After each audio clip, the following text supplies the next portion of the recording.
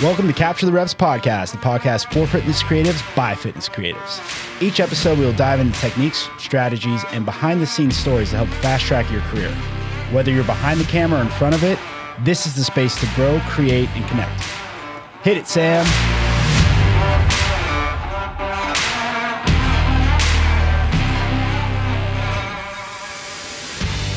Yeah, that's my most recent one purchase is that 3.05 The only thing I don't like about it is the fact that it's as big as a 7200. Yeah, it literally really is the big. exact same size. Huh. Well, we've started.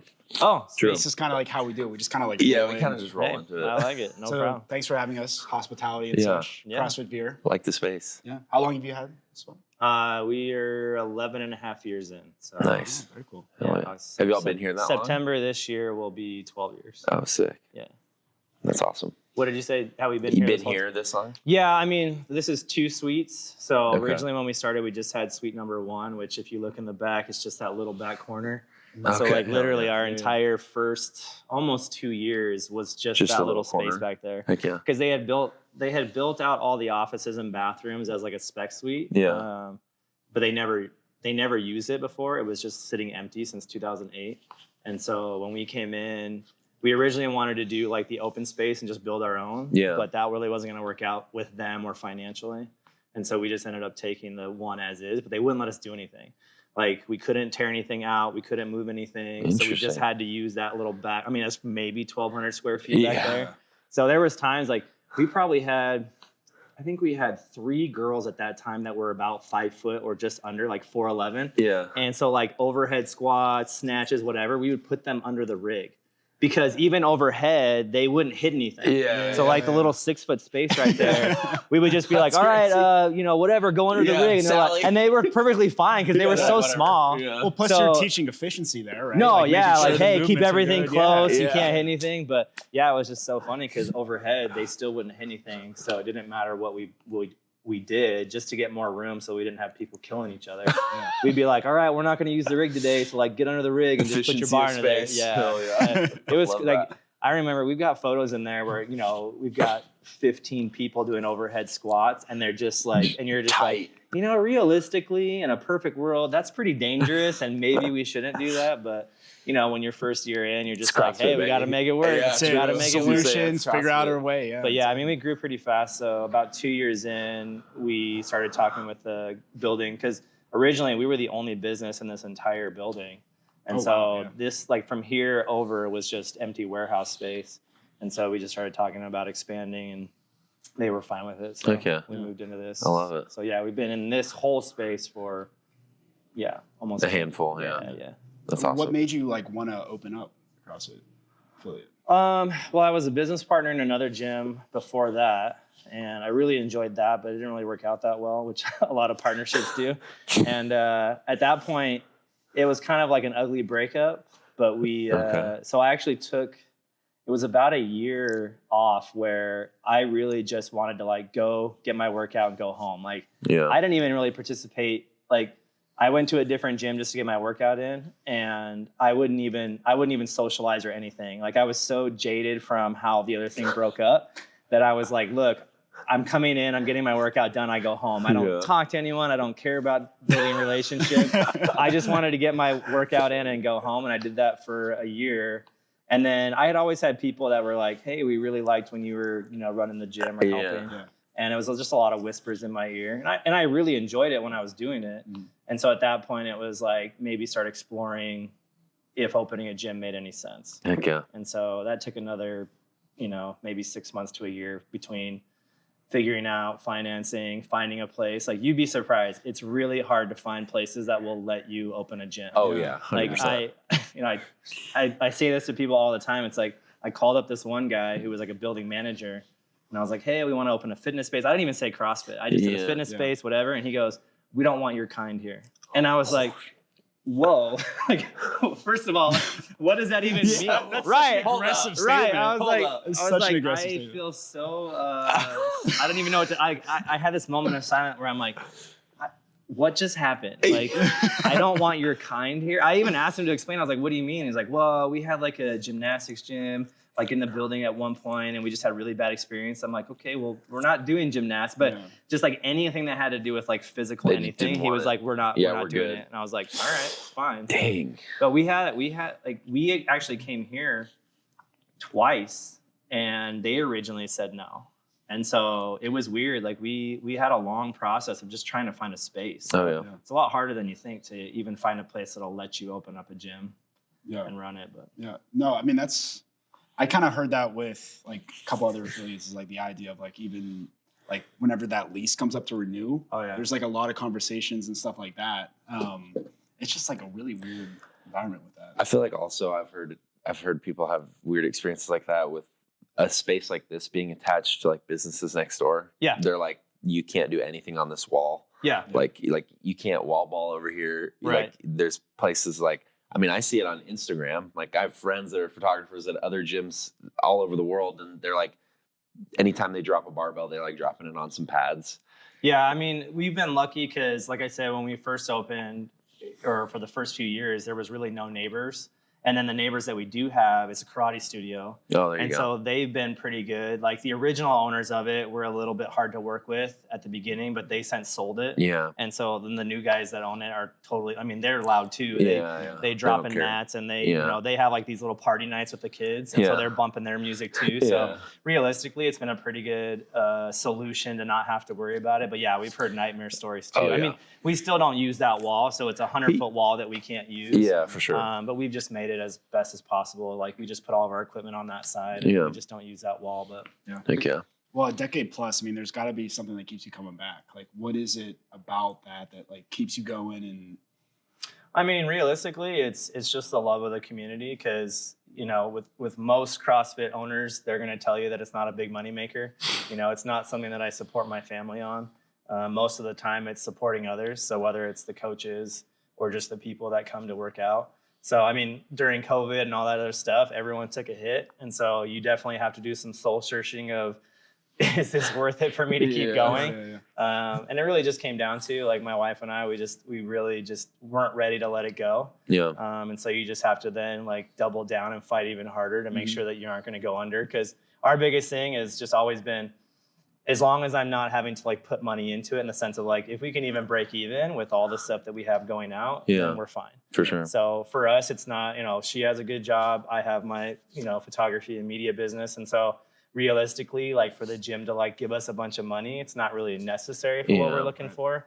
And everything else is just, you know, the friendships, the community and you know, and seeing people change their lives from the fitness and health standpoint. So that's really what keeps us going. And you know, every once in a while, I'll just be like, man, this would be nice if I could make some money out of it. But, you know, it really is, you know, and we're not even aggressive about how we push stuff. Like, we don't overly market. We don't really do anything besides just word of mouth. Right. Yeah. So, I mean, obviously, if this was a business that I had to support myself on, I'd be way more aggressive about, like, marketing and ads and, you know, pumping out content all the time. I mean, that Instagram page barely has enough for our members to be informed, right? It's like we put out the stuff that they need to know, like schedule changes and the opens coming up, but like we don't have any like targeted ads. We don't have anything. So we're not doing a very good job as far as like pushing the business side of it, but that's also okay. Like we're not really looking to grow or be crazy about it.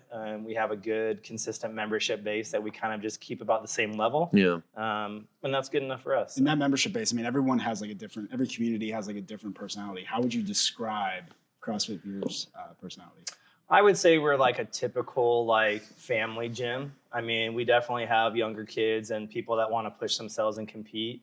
But I would say the majority of our memberships, just everyday common folk that are like, you know, they might want to be a little bit competitive, but they're not really like pushing themselves to the extreme about things. I mean, you know, it's even to the point where, you know, we'll have muscle up days or something and it'll be like, all right, you know, if you want to work on it, and everyone's kind of like, you know, do I need to know how necessary do I need to know how to do a ring muscle up? Like, is it really going to be part of it? And, you know, you have some people that are like personally motivated, like they want to learn it. Yeah. And so they'll either spend more time off to the side or they'll, you know, ask a coach like, hey, can you give me some tips during the workout? So we're always there to help people out. And all of our coaches are pretty good about, you know, not only knowing how to do it themselves, but also how to coach the various levels of it.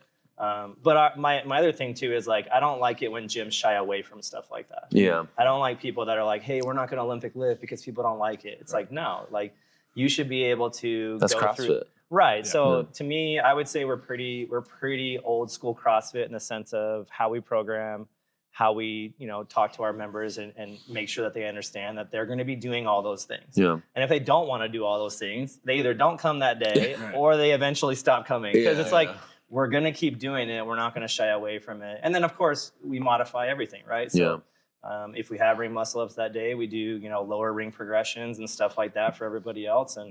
And I still think that they get a lot of good work out of that, even if they're not, quote unquote, ever going to do a ring muscle up. For sure. So.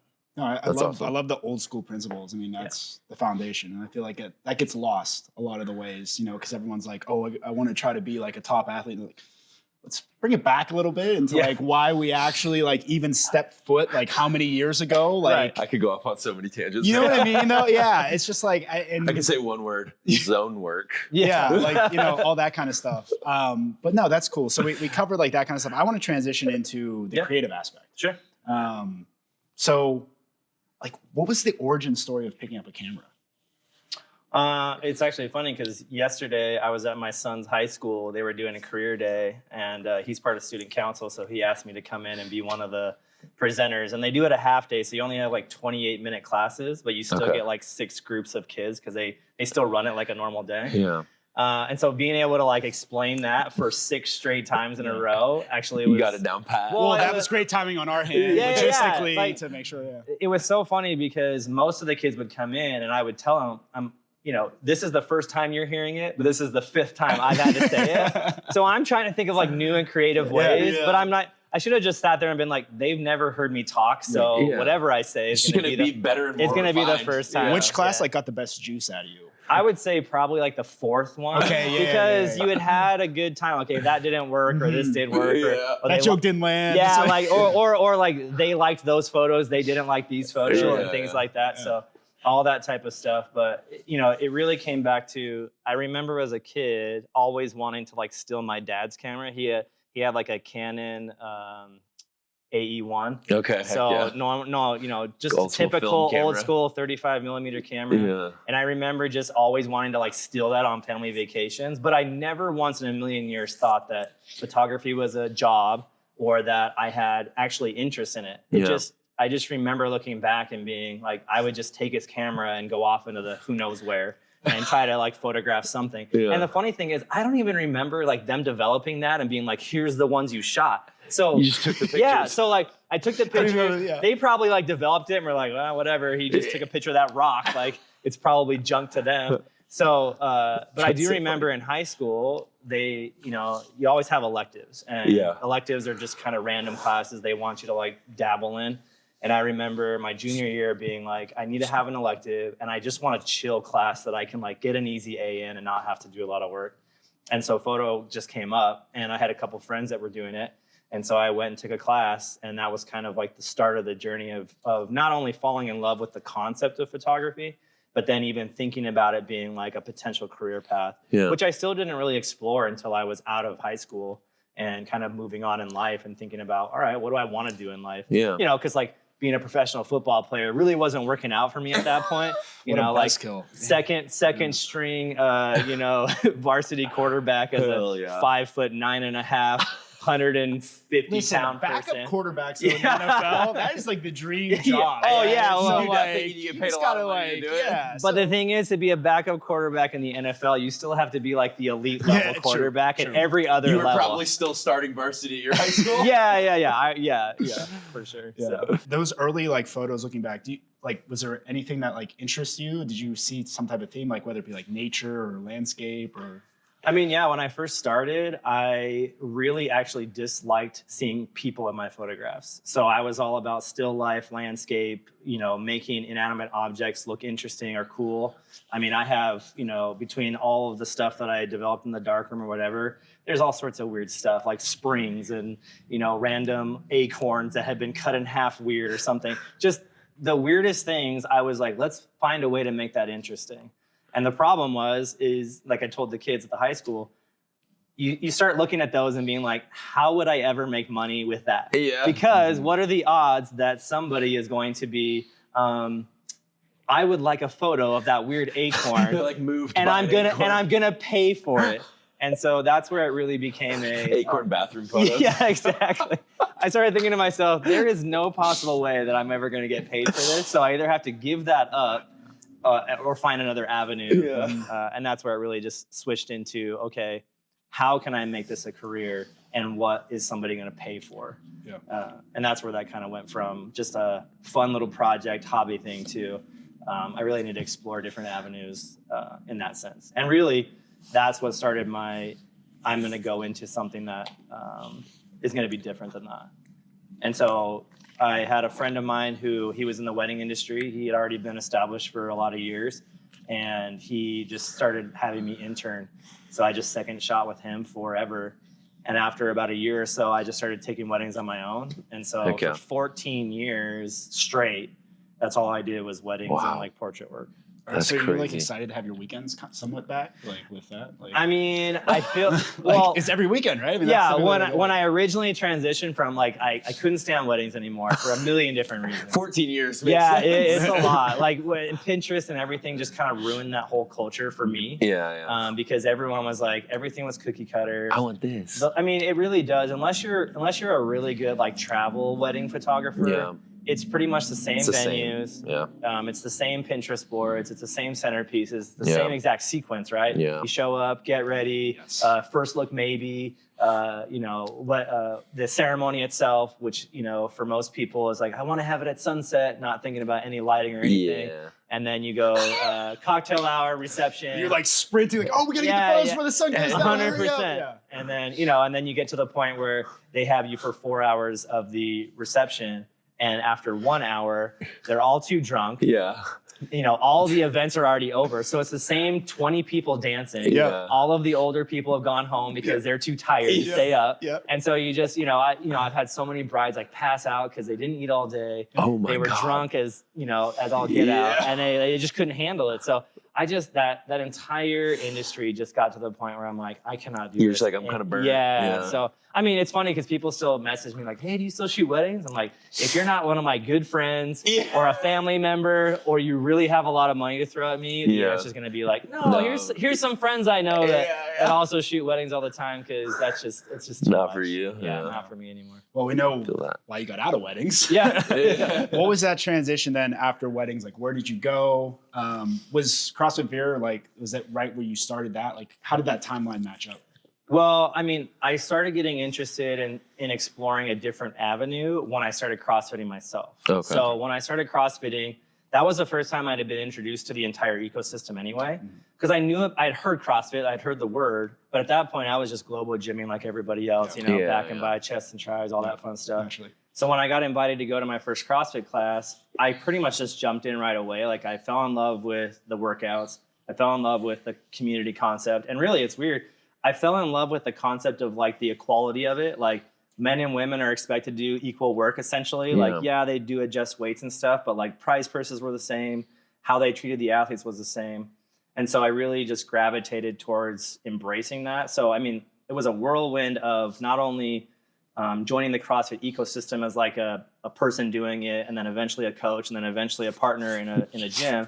And that was the same time I started being like, maybe there's something to that, because that was like really at the beginning of CrossFit's heyday when it came to sponsors getting involved, needing more media assets anyway. Yeah. And then athletes really kind of getting personas and things. And so I noticed that there was kind of this area that was still pretty new. And that's where I'm like, maybe there's something to that. But of course, I knew nobody. I wasn't involved in the space at all. Yeah. And, if you ask my wife, she was not very happy about the fact that when I was done with weddings, I was done with weddings. I shut my website off. I stopped taking phone calls or emails. Yeah. And so overnight, it wasn't like a nice gradual transition of replacing. That's crazy. Right. I wasn't like replacing my wedding business with other work. I literally just quit. I quit the wedding industry. I stopped taking jobs or work, and I just started focusing on where I was going to go somewhere else. Yeah. So for a good gap of time, I was making like nothing, no money at all. Because even when I first started making contacts, it was a lot of like that, well, you don't have any portfolio, you don't have anything. Yeah. So it was either like trade work, free work, whatever, just to try to see if I could get a toe in the door and then see where that goes. You're like, but look at this first look that I got. Yeah. This is awesome. Look at these amazing ring shots that I got. One rep max snatch, but yeah. But wait also, till you see this first kit. Yeah, but look at this amazing bouquet that I have. Look at the details of it. So putting yourself into that community, like what worked for you as far as like whether it was like networking or going out and meeting people, doing stuff for free? Like what was something that like really, I guess, catapulted you into the positive direction? I think it's just like relentlessness when it comes to trying to communicate with people. So I found whether it's an email, DM, phone call, whatever, you really just have to find the person who can say yes. And that's the hardest part sometimes. Yeah. Because like sometimes you'll message an Instagram page or something, and the person that's curating the Instagram page isn't actually the person that says yes when it comes to creating the content. Yeah. And so most of the time my messages were like, hey, I'd really love to work with you guys. Here is some work that I have done, or here's a link to my website so you can see that I know what I'm doing. Yeah. Is there someone that I should talk to that is the person who makes the decisions? And so it would always be like, leave my contact information. A lot of people don't like doing business in DMs, but it's a good way of like, if there's no other option available. Yeah. So that's like the one thing that's the one thing that frustrates me sometimes, is that sometimes people don't have another option for you, but then they get mad if you DM them. And it's like, well, how else am I supposed to contact you? There's no email listed, there's no phone number, there's not even a website that I can go to find that information. Right. So for me, it was still just plowing through. I would message those people and basically say, hey, can I get someone's information that I can talk to about future projects, future needs, whatever? Yeah. And a lot of them just ignore you or don't ever message you back. But the ones that do, at least you have a contact for someone who can actually make a decision. Yeah. And that's really the gatekeeper, right? That's the person who, if you can win that person over or figure out a way to do one thing for them, then you can prove yourself. And I think that's another thing that I always emphasize too, is I'm ready to work hard to prove myself. Yeah. I don't expect you to do anything for me. Yeah. I expect to work hard and show you that working with me can be beneficial for you. For sure. So it's a prove yourself mentality always, no matter how long I've been doing it. Heck yeah. So that it was a DM, and then you get the initial, let's say the initial work. Like, what is like, and I'm trying to put this in perspective for people that maybe probably haven't done this before and like want to start doing this strategy. Like, what are like the steps in order, to finally get that first shoot in a way? Dude, sometimes it's just beg, borrow, and steal. So whether it's, like I've even been trying to shoot, I've been trying to expand my sporting shooting. Yeah. So not just CrossFit or fitness related. And so I've been trying to work into like concert space and rodeo and whatever. And so sometimes it really is just a matter of, hey, can I do something for you to show what I'm capable of? Yeah. And then we can work out the rest of the details. So very rarely am I working for free, especially if I'm trying to go into a new industry, because obviously I don't want there ever to be a situation where I'm giving away my time and effort. Yeah. But there's usually some give and take. Yeah. Like, hey, I'm willing to do it at a discounted rate, or provide something different than what you're normally used to in order to get that first opportunity. And then it's always linked into, okay, that was the first opportunity where I kind of gave away some of myself in order to have an opportunity, but it obviously has to be backed up with the next thing. Like, hey, if I prove myself, that means that I want a working relationship. Yeah. I think that's really important that you added that second part, right? Of hey, like I'm doing this for a discount now with the anticipation of like, if you do like this, then we can start an actual there's like intention behind it. It's not just like a, hey, let me come screw around. Yeah. And you have to be careful sometimes, because if you present it that way without any follow-up to that, that's where you kind of get burnt. Because anyone will take advantage of that opportunity and then ghost you from there on out. So usually if I know that it's going to be a working relationship in the future and they've agreed to that, there is some sort of like follow-up contracting involved. Like, hey, this first one is at a discounted rate, but we're going to shoot 2 more after that. And this is going to be my normal rate. And usually they're agreeing to that, with obviously some safeties. Like obviously if you work for them and they're like, we hated everything, then I'm not going to be holding them to that side of it. Sorry. I'm still going to do these 2 shoots and you're going to hate it. You still owe me the money even though you hated all the stuff. So there are always conditions that everyone's kind of agreeing to. But realistically, it's sometimes, specifically when you're going into a different industry, if you don't know anybody or have any contact, that's really the only way. Yeah. There is, in a perfect world, people would just be able to like, here's some of the work that I've done. And they would just be like, great, come film but a lot of it really is like who you know, who you've made contacts with, and who can kind of vouch for you, so to speak. For sure. So if you go into an industry where you know nobody, there's really no other way to do it sometimes than to find a way to work some sort of deal where you're kind of giving up a little bit of your money or freedom or time to convince them that you're worth working for or with. I know you mentioned like DM is the primary way to do this nowadays. Is there any other strategies just to like kind of indoctrinate yourself into like an industry? So let's just use CrossFit for example, just because that's what we all know very well. Is there something you can do, whether it's like show up to events, whatever, like to network outside of just like the DMing? I mean, every time that I've been at an event, even if I'm working for somebody else, I'm always trying to either pay attention to who are the people that kind of make those decisions, and then trying to find a way to either introduce myself casually. The problem I see is trying to go too aggressive too soon. Yeah. So a lot of times if I'm meeting someone for the first time, I don't want to talk about business at all. I want to get to know them. I want to make sure they understand who I am or what I'm doing there. And that way there's an opportunity for us to just build a natural relationship, as opposed to me walking up to them and being like, you don't know me, but I'd love to shoot your next event for you. And so check out my Instagram. Like, I'm shooting for this right now, but I could be shooting for you. Right. Yeah. Like I'm supposed to be doing my job right now, but I'm coming over here to smooze you. And I think there's also, there's a respect for other people that might be working for them. Yeah. So, the hardest thing in the industry is feeling like someone's going to come and take what you already have. Yeah. And so you also don't want to be the person who is aggressively trying to steal somebody else's job. And so oftentimes to me, it's always presented in a way of like, hey, if you have need, or if you're looking for some either extra help or whatever, for sure, I would love to be considered. Yeah. And most of the time it's allowing them to still have the ball in their court. Yeah. Right. I'm basically saying, here's what I have to offer, and I think I could do a great job for you. But never should it be I'm trying to steal that from somebody else or weasel my way in there somehow. Yeah. So developing relationships is a huge part of it. And so I'm always at events or whatever, trying to talk to the people who I think are going to be the ones that might lead to future work, even if right now it's just a relationship of I know who you are, you know who I am. And of course, every time you see them, it's that little bit of FaceTime, right? Like, hey, I keep seeing him around. Yeah. And then they might even go look at what you're doing, right? If they know that I'm shooting for Dave or, whatever we're doing, they can go look at that and be like, oh, he is providing a good thing, or we do like that. And so then they can see that for potential future work. And that brings us back to like last week we talked to Ashley about it, the idea of just being a good person.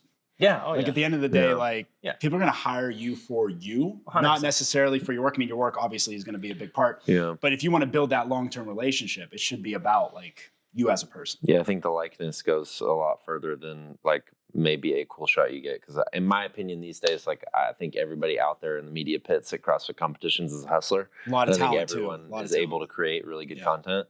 Yeah. So at the end of the day, it's really like, hey, what is so-and-so? Who is so-and-so? Like what are they about? What are they providing? But not just from a media standpoint, but from like a personal relationship standpoint. Yeah, like Chris used to push people out of the way all the time, whatever, just to get the shot. Right. It was literally like the worst thing. I would say I'm probably more one of the passive people usually, honestly. Well, and what other people might see as him pushing them out of the way is just the fact that he's so large and in charge that basically when he walks around, there's like this wave of people that just go flying. So. People ask why we're always sitting. It's just so we can show off his quads. Yeah, of course. That's why I'm wearing pants today. I didn't want to look so it's hiding the fact that these are a longer inseam because I know he's going to go with the shorter inseam and I can't compete with that. This is a normal inseam. I knew exactly what was going to happen.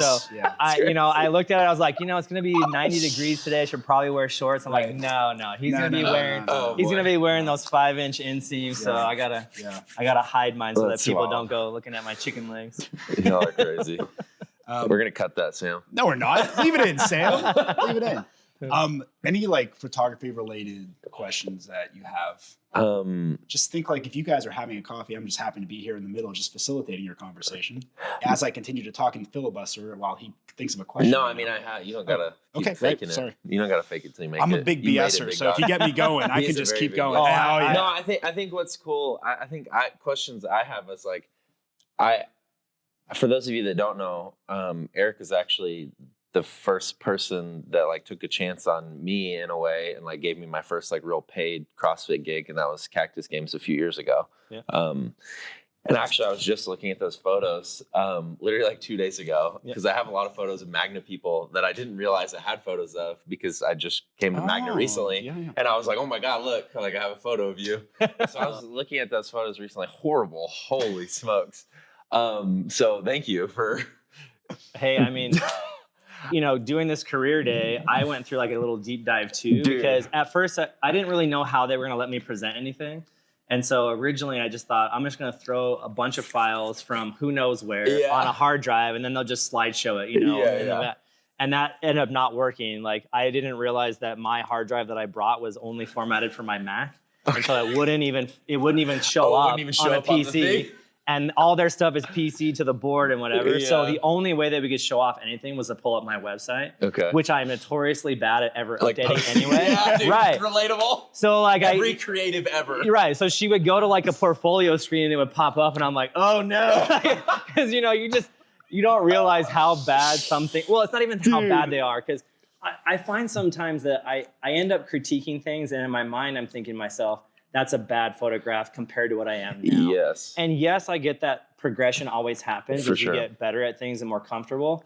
But I also think that in the time and the place, sometimes it works for that time and place, right? So, I mean, you go back to some of my old wedding photos, and that was back at a time where like sepia tone and like all sorts of stuff was very popular. For sure. So if you didn't present that, you weren't going to get as many jobs, because that's what people were looking for. Yeah. Right? So now I go back and I look at this photo and it's all sepia toned out, and I'm just like you're just like, why would I ever do that? But then you put yourself back at that time, and the photograph itself was perfectly fine, but it's the way people were editing and the way that people were presenting stuff, and what was popular in that time made sense. And now it's just no longer one of those things that anyone's doing. Yeah. And so you look at it from like the new perspective, and you're like, that was a mistake. We should probably never do that ever again. So yeah, unless you're at like a Wild West fair and you do like the costume dress up and do that, you can sepia tone that if you want, lightly. But let's not do that. Yeah. As far as like making sure that you do progress and get better, is there anything that you look to as far as ways that have been able to fast track that aspect for you? I think the biggest thing is being open to feedback, not just from the people you're working for, because I think there's also this disconnect between I want to present the work to the customer and make them happy, because obviously I want them to be happy and I want them to come back to me eventually. But also every time I finish a product, I usually send an email out, and it's like, hey, we loved working for you. We appreciate all your time and effort. If there's anything that you felt like we could have done differently or approached differently or you'd like to see in the future, we're always open to that feedback. So that's one. And then also, having someone that that's also in the creative space that can give you feedback as well. And I'm not saying that I always put stuff out there and then message that person and say, hey, will you tell me if that sucks or not? This guy, anytime he takes photos ever. No. Okay, so I mean, to be fair, anytime you take a video ever. No. We both have that. We have a cool relationship, and we're really good friends, and we can have fun, obviously, and screw around. But we also have like this partnership and this respect for each other's work in a way where it's not like, I'm going to toot your horn. Right. Like I'm going to tell you these photos are great because you took them. Right. And I think that's what's been cool about the relationship that we have, because like we can be bros and we can be homies, but at the same time, like there's one moment in my head specifically, it was like he did a product shoot that he was like, I'm not sure that I feel happy with this. And he called me, and I was at the gym, and I stopped my workout, and we were on the phone for 2 hours. And it was just like one of those situations. It's like, I'm always happy to like give my honest feedback and tell you what I think is good about this, but what I also feel like needs improvement. Yeah, you know what I'm talking about. I do. It just hit me. But it's one of those things, like, it's really cool to have an individual like that is so respecting of you, not only as a person, that they're willing to not just toot your horn, because like it's hard because I've experienced the situation in where like I feel like people are telling me I'm doing a good job, and then I go do something for somebody, and then that person's not particularly happy with it. Sure. And then I'm like, you're getting what's conflicted. Happening? Yeah, you're getting conflicted. I'm like, okay, then you kind of get into this, like, at least I do, get into this, like, questioning everything. Like, I'm like, do I have the right camera? What am I down doing? And loathing. Exactly. I think that happens in life anyway. For sure. Right? If you don't have a friend that is the friend who's like the honest friend. Yeah. And they're never trying to be mean. They're never trying to purposely make you feel bad.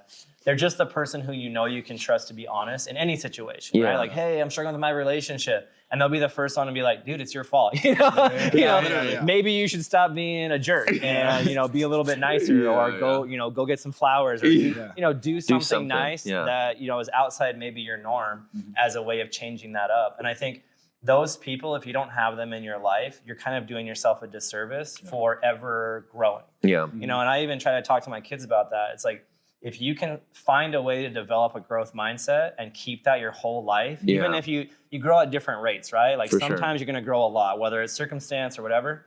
But if you're always finding a way to be open to feedback and then be open to thinking about that feedback, right? Because sometimes people will tell you something, and if you just let it come in and go out, it's like whatever. You don't really change or you don't really grow. Sure. And so self-reflection after you've received that feedback is where you grow. Yeah. Because then you can be like, maybe they do have a point there, and maybe I should approach things differently. Or it just kind of reignites that fire of like, I need to be hungry about growing and evolving and doing.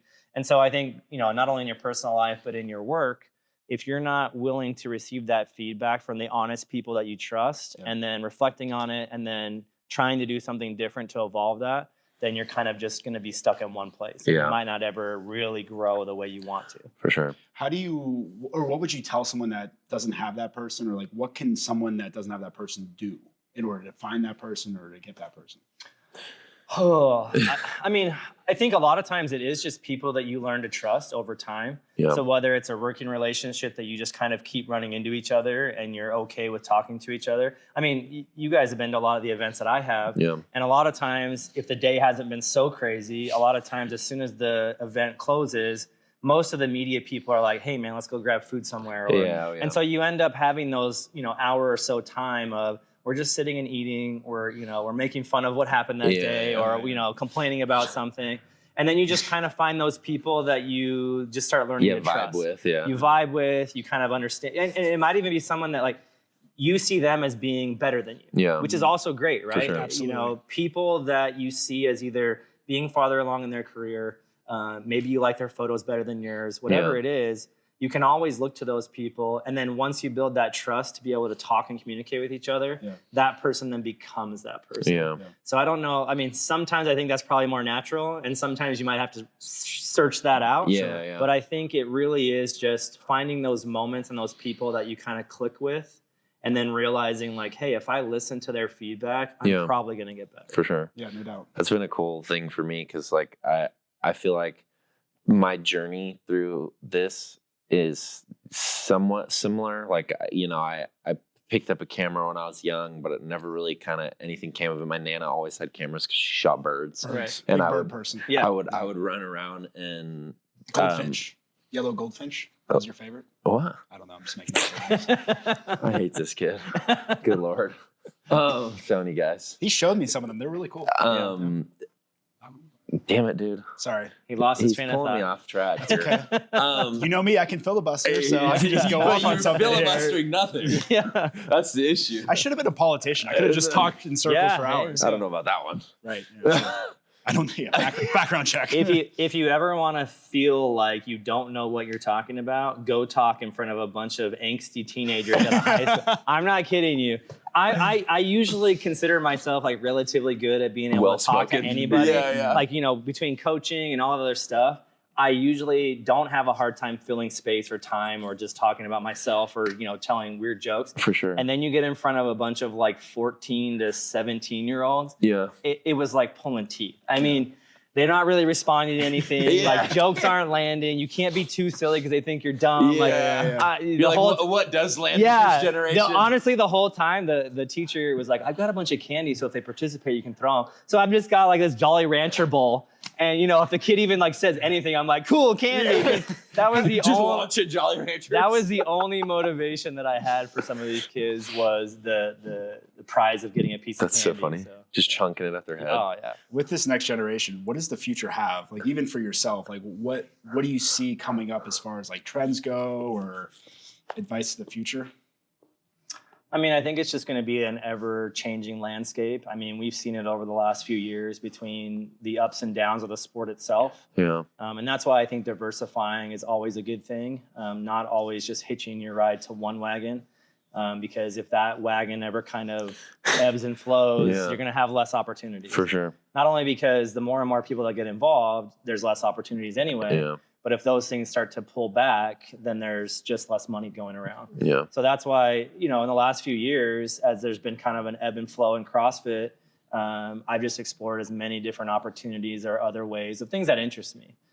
So realistically, I think for most people, like find an area that you love, but don't be afraid to explore kind of the fringes of that. For sure. And so like for an event photographer, which is what I would consider myself now, I'm not really isolating myself down to just fitness events. Yeah. It's like, what other events can I go and help tell stories?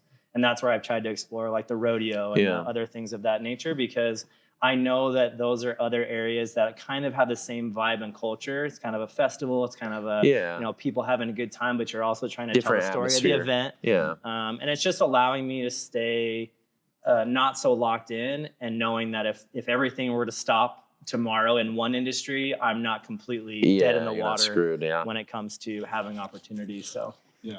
I mean, diversification is so important. Yeah.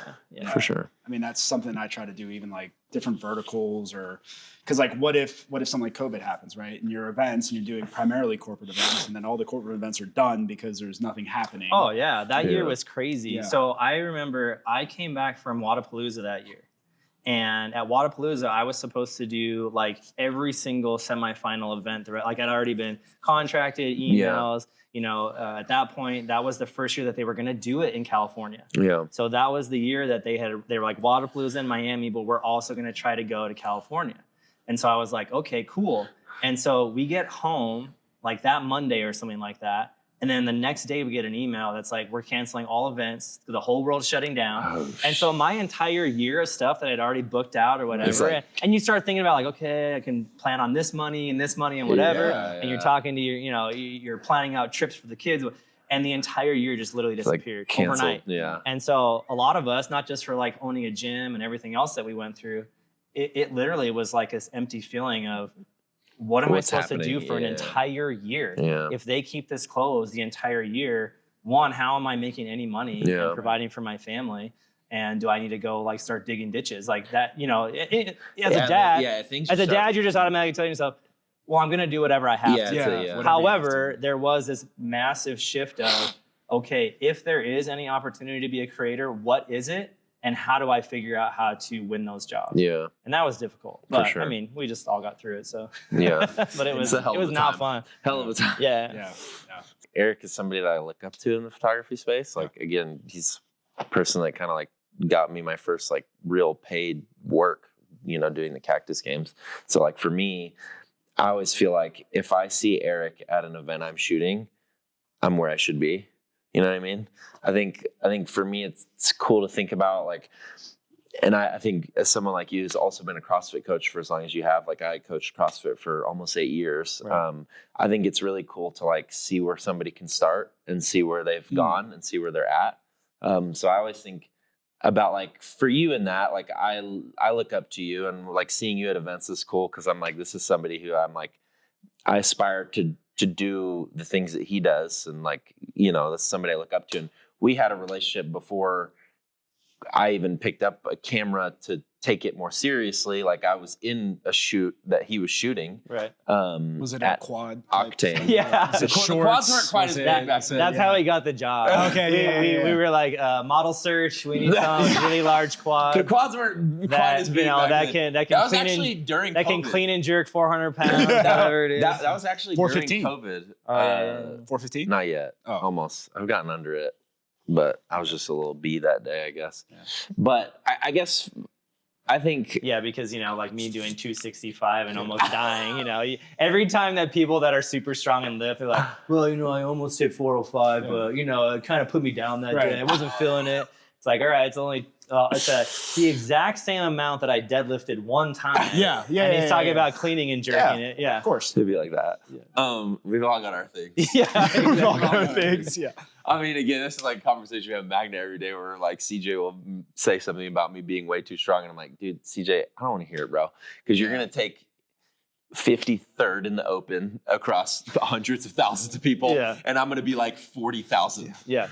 But I guess like for you, is it cool to see, because I know of at least one other creator that you've like kind of took under your wing, like kind of helped them get in the CrossFit space. Like, is it cool for you in a way that like, because I haven't experienced this from a creator's perspective, but I've experienced it from a CrossFit coach perspective. Like I've seen somebody lose hundreds of pounds. I've helped somebody go from severe knee pain to like skiing with their family again.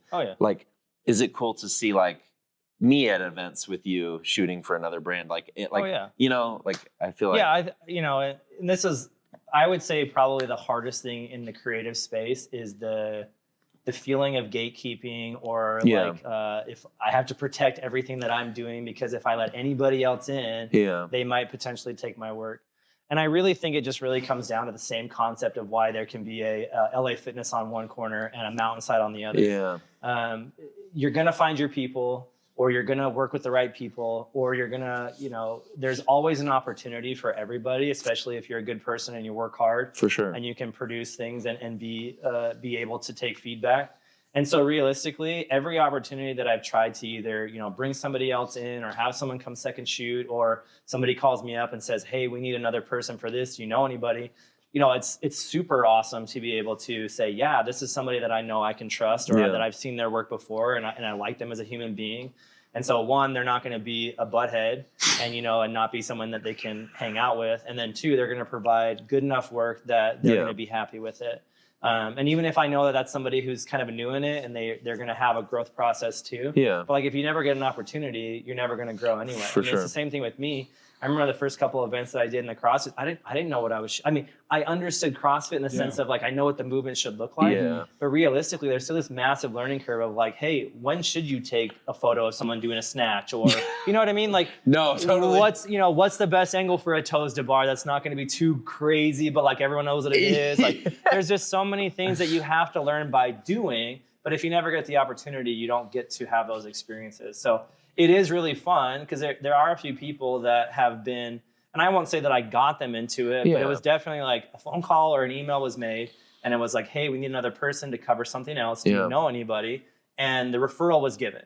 So whether or not they got the job because I referred them, or they at least communicated with them and then they won them over. For sure. Like, there's probably a little bit of a mix of that. But realistically, seeing other people succeed is exciting. Like, it's totally fine to me to know that I at least helped them get an opportunity, because it was the same way that it was a lot of times things happened for me that way, right? I knew somebody, or I made a phone call, and even if I didn't know them a lot, or even if I hadn't done a ton of work for them, they at least knew who I was. For sure. And they were willing to do the same thing for me, where they just gave me that one opportunity, and then I had to try to run with it. And that's kind of like even what I'm doing now currently, or like when I shoot for Dave and we do the photo journal, that entire thing happened out of the craziest circumstances. And so it was basically somebody saying like, hey, I think Eric can do the job. They pulled me into a room, threw me into the fire, and I just had to run with it. You're like, I'm doing it. And so that's one of those things where, preparation and knowing and being confident in your skills is a huge part of that. But it just takes one person saying, I think Eric can do it, give him a shot. And so it's kind of the same thing for me, is if somebody else asks me like, hey, who is available that that can come help? For sure. I'm going to be pulling from those people that I've either met before or I've seen their work.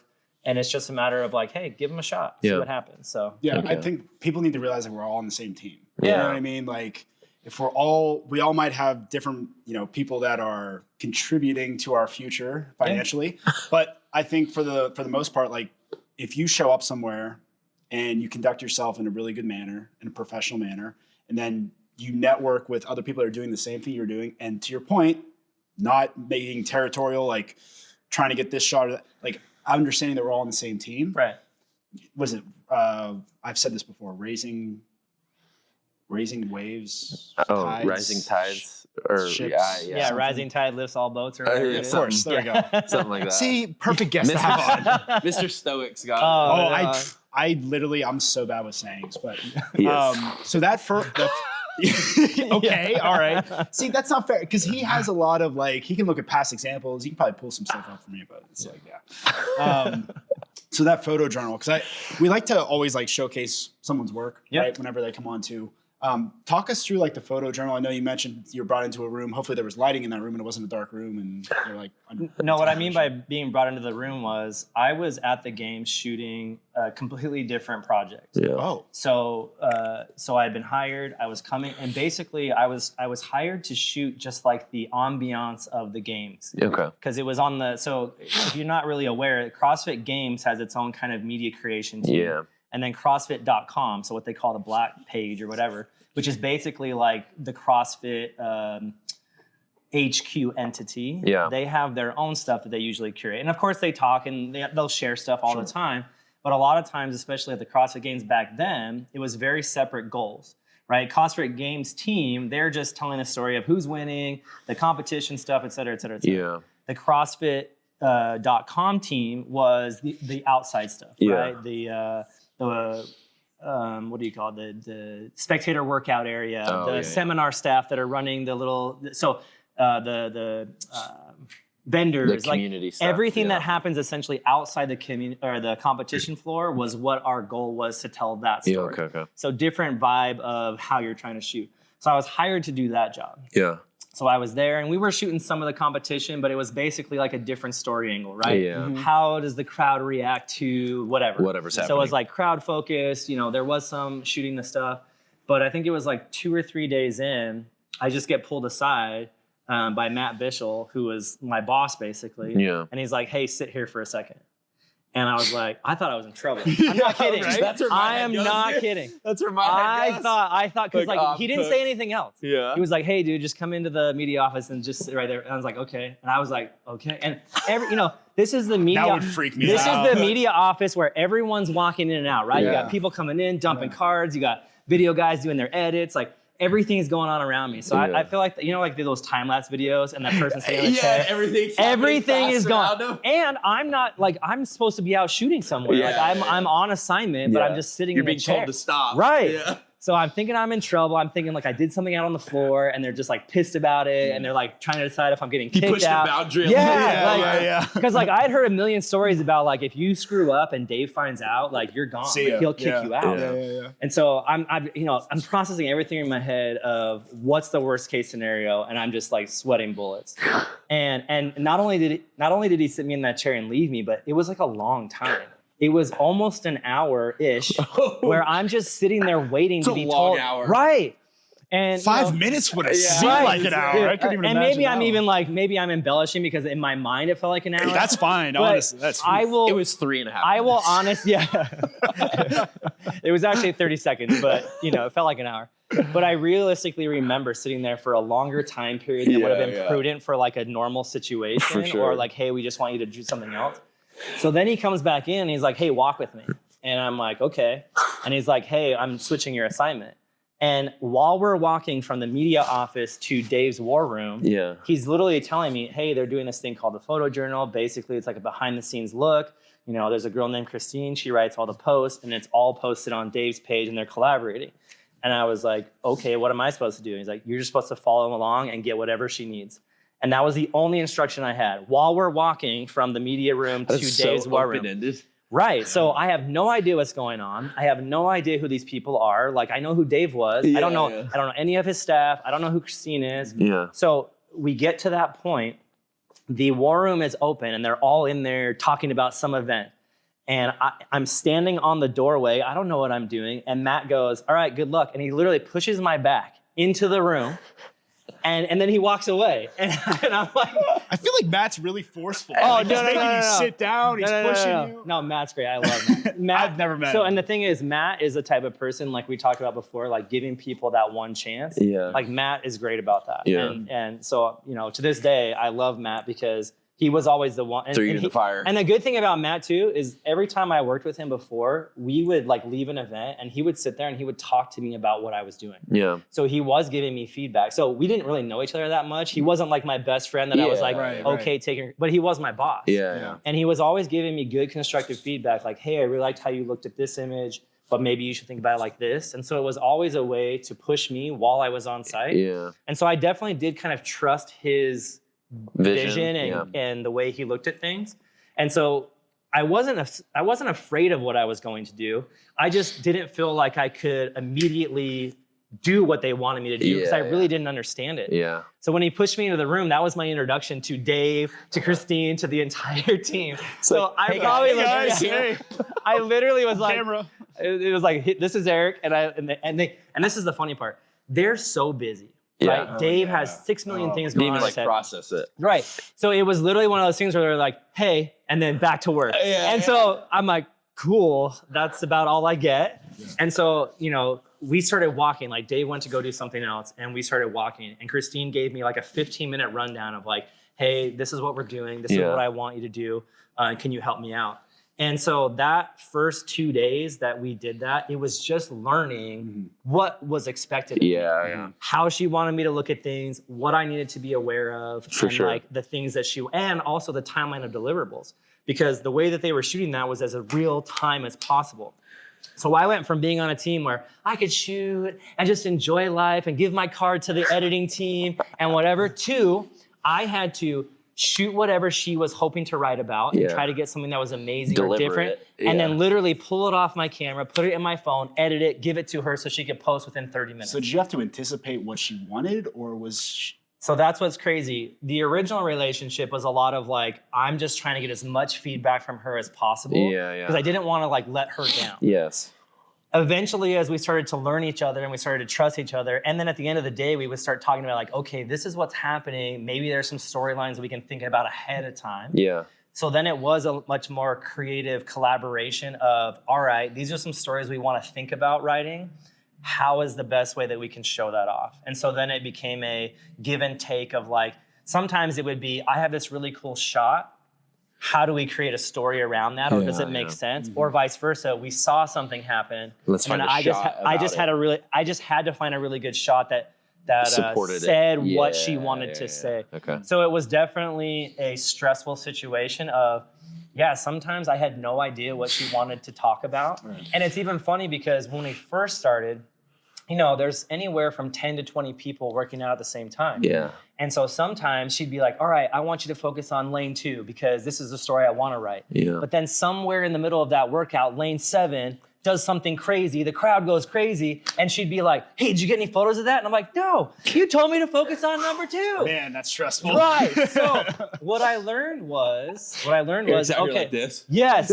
So, a lot of times as media people, we're always told like, hey, don't overshoot, like don't spray and pray, whatever. Yeah. But realistically, in that environment, I had to start setting myself up for the inevitable issue that was going to be, there might be a story that happened that we weren't focused on, but we want, and I have to have something. Yeah. So what I would end up doing is telling myself, I am the only one that exists, and I have to capture something of everybody. Okay. So what I would do oftentimes is I would spend the first round of something getting a decent shot of everybody person doing something. Yeah, and sense. Most of the time it was, is there a unique element to this workout? And Dave's great with that, right? Like a new object or, the burpees over the hay bale with the cheese curd. So I'm like, okay, if I'm going to have a shot per person, it needs to be doing the thing that makes sense for that workout. Yeah. So once I knew I had that, then it's like either following who's winning or following who might be doing or struggling. Or sometimes I'll literally get a message on my watch that says, hey, number, whatever, lane something. And so then I will go over and try to get something. So it really is it was a game changer for how I approached how I was shooting, knowing that at any given moment, she might have a new thought pop in her head. Yeah. And I'm like, okay, I have to have something that matches that. And it's not perfect. Sometimes we definitely like, oh, what do we got? It's like, it's not the best photo, but it works. Yeah. And sometimes, and this is one of those humble things. sometimes whatever I had was not going to work. And so what we would do in that situation, because she was very particular about like, I don't want to just post a photo to post a photo. I want to post the best thing that helps tell the story. So there's been plenty of times, if you go back and look at the photo journal, where the first photo is actually credited to somebody else. Because usually she'd be like, hey, we just missed it. I missed it. I wasn't in the right spot, whatever. But somebody on the CrossFit Games team does have a good image. And so we would basically use that as a collaboration concept and be like, hey, can we use that shot for this post because it just tells the story better? And so as a photographer going like, well, that makes me feel like crap, right? Like, and you have to learn to be like, look, this is an entire team concept, right? Our goal is to try to make the games and make these individuals and tell their stories, be the biggest and most amazing version of it as possible. So if I'm just always over here like, oh, they didn't pick my image and I feel so bad about it, even though it's my job, I just had to really get over that really quickly. And a couple of times I was like, oh, that sucks. Like, I obviously didn't get the good one. But in a way, growth mindset again, right? It's a challenge to be like, hey, as much as possible, I want to be the one that produces always the getting image, the best image that is the one that we're going to use. And of course, it's not going to happen all the time. It's not perfect. But it is. It makes you hungry. It makes you focus and work hard to know that, like, if I don't get the right shot, we're going to go with something else. And I don't want that to happen. But also the humility of being like, hey, dude, I didn't get the best shot. And that one's way better, and it's okay. It's not going to hurt me or hurt my feelings or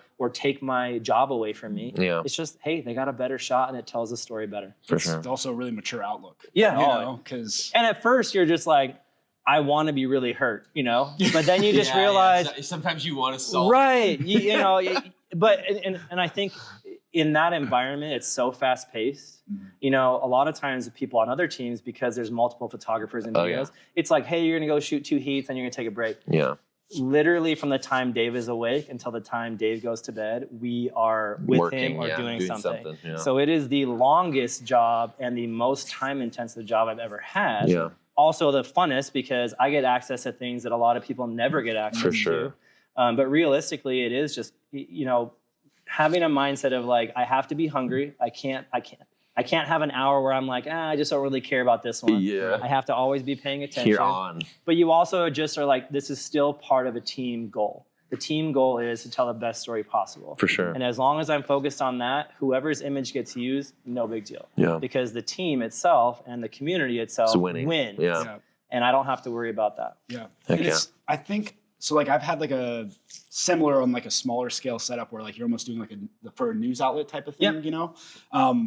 Have you, it helped me, I don't know if it would help you, but, or helped you in the past, is like listening to the announcer and then being able to like, you're listening and then all of a sudden you like switch that lane. Like, does that stuff ever help you? Like, cause I'm trying to think of like ways to help people with a similar setup, you know, with that. Yeah, I mean, the good thing is with Christine is that she's kind of like my spotter in a sense. I love that you have it on the watch. That's so smart. You can just real quick. I stopped wearing my Apple Watch for like all the other stuff. I got tired of tracking and it telling me my sleep was bad. I already know I don't sleep very good.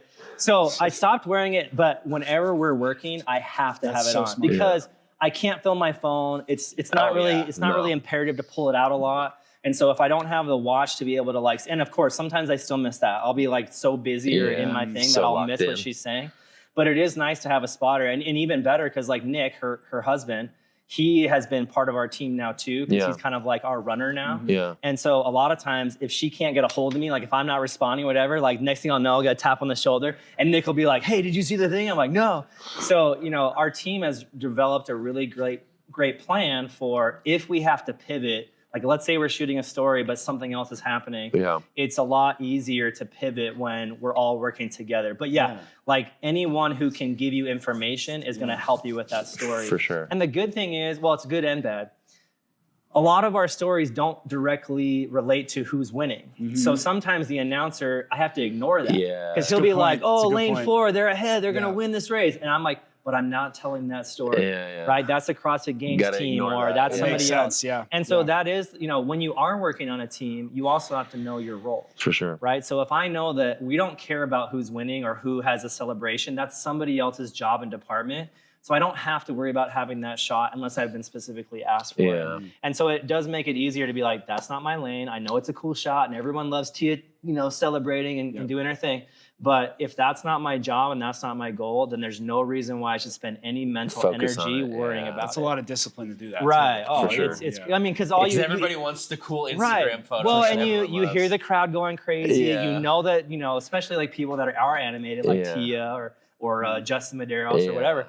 You know they're going to put on a little show, right? So they're going to get crazy. They're going to get all pumped up. They're going to flex their muscles. And those are the fun things that everyone looks at later and goes, oh, man, it's so cool. Right. So, it's kind of balancing like, hey, what's my job and my priority? And then making sure that I'm helping to tell that story as opposed to just having the finish line shot that everyone else is going to have. I think that's cool because I had the pleasure of shooting for Velmer at SoCal Wadapalooza, and my sole focus was him. Yeah. So I ended up being able to get like a lot of shots of him with his family, like him, like because that's a team competition. It's a little more lax, but a lot of cool shots of like him going over to the sideline to like say hi to his wife. And it opens up creativity. Yeah, right. It's like this is a really cool lens to look through and see like these different.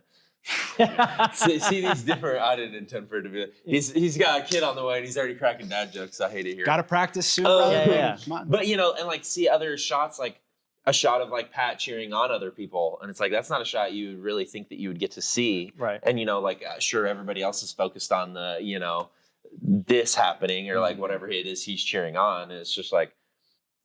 It makes me kind of appreciate photography more, like for those other cool kind of situations that you can capture. It's a really cool perspective. See, yeah, for sure. Yeah, and I think that, a lot of spaces, including CrossFit, has gotten overly saturated with just the basics. Yeah. Right? Who's winning? Who did the biggest lift? Yeah. And I think that either the creators themselves, whether it's like their own focus or whether or not they've been asked to do something different, I find that I enjoy the stories behind the stories more than I do just who's winning. For sure. And because there's always a human aspect of it, and then there's also just the stuff that goes on that if you don't ever have that shown or contributing to the narrative, it is harder for people to associate who they are with what they're doing. Yeah, it feels like there's more depth and like personality that you can kind of. And that's always been kind of our goal from the photojournal is to try to tell the story from the not just strictly behind the scenes, but strictly like what are the stories that are happening that maybe you didn't know that were happening.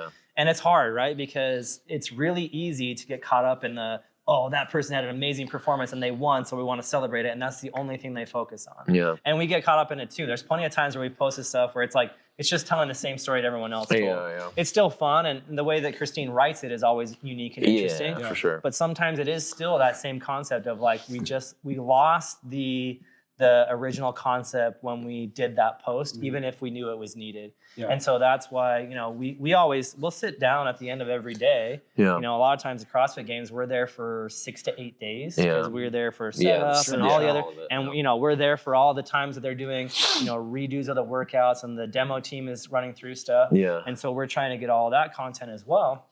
And sometimes we'll get down to the end of the night and we're like, hey, what did we post today? Yeah. Because sometimes we're going so fast. So many stories. We have no time during that day to actually sit and reflect on what we even did. Right? It's like slam it out, get it done, whatever. Right. And so sometimes, on the ride home or whatever, we'll just sit back and we'll go through them and be like, hey, what did we learn about that one? What could we have done differently? Was there another angle we should have explored? Yeah. And that's kind of like that refocus every day to make sure that the next day you wake up with another kind of refocusing those priorities to make sure that you don't just get lost in the who's winning all the time.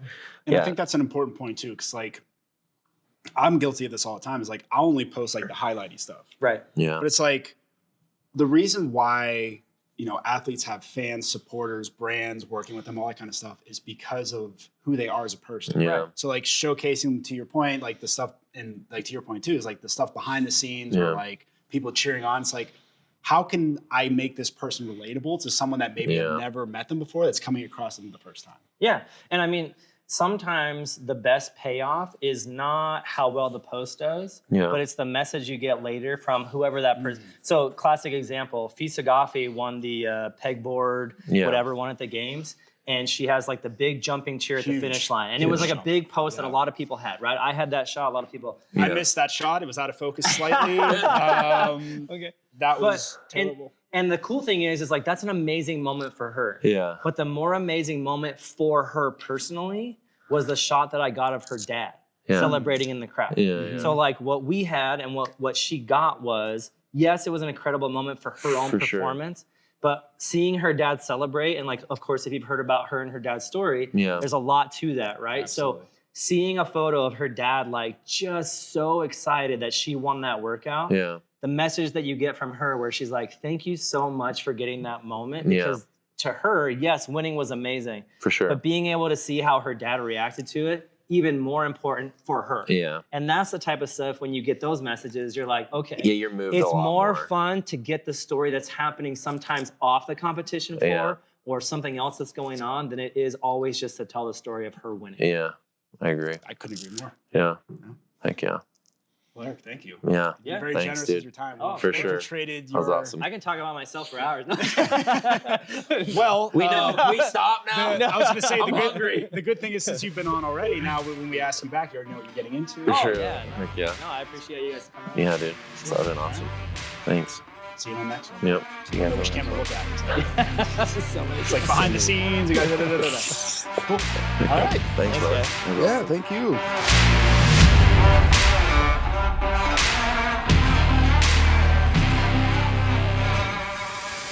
Well, that's a wrap on this episode. Thanks for tuning in to the Capture the Reps podcast.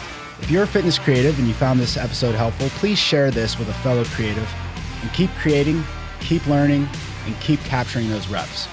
We'll see you next time.